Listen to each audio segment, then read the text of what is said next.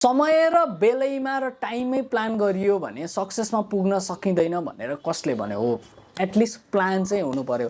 र यो भिजा देख्दै हुनुहुन्छ सुगम गिरी भाइको, ऊ चाहिँ अस्ट्रेलिया पढ्न जाँदैछ र अस्ट्रेलियाको मेलबर्नमा टोरेन्स युनिभर्सिटी पढ्न जाँदैछ हो। सुगम गिरी भाइले 12 पढ्दादेखि नै प्लान गर्यो। उसको फ्यामिलीले नै मसँग आएर 12 क्लासमा पढ्दादेखि नै प्लान गर्नुभयो र मैले भनेको चाहिँ पाथमा हिँड्नुभयो र त्यही अनुसार चाहिँ आफ्नो चाहिँ डकुमेन्ट्सहरू के कसरी तयार गर्ने, के कस्ता कुरामा ध्यान दिनुपर्छ भन्ने कुरा चाहिँ उहाँहरूले प्लान गर्नुभयो र फाइनल्ली सुगम गिरी भाइ अस्ट्रेलिया पढ्न जाँदैछन् र अस्ट्रेलियाको मेलबर्न पढ्न जाँदै हुनुहुन्छ हो। तपाईँहरू पनि 12 सकेपछि अस्ट्रेलिया पढ्न जान्छु भनेर बसिरहनु भएको छ भने अहिले नै राइट टाइम हो, राइट समय हो। Plan early. अस्ट्रेलिया चाहिँ आजको भोलि उड्छु भनेर छुमन्तर हुनेवाला केही पनि छैन।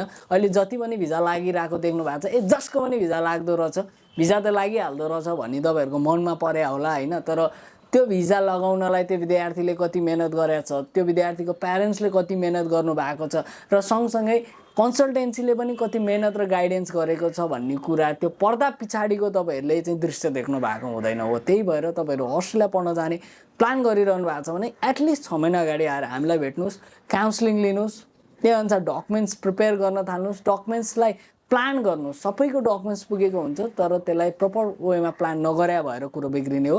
यदि तपाईँहरू अस्ट्रेलिया पढ्न चाहनुहुन्छ भने please do contact us. Thank you.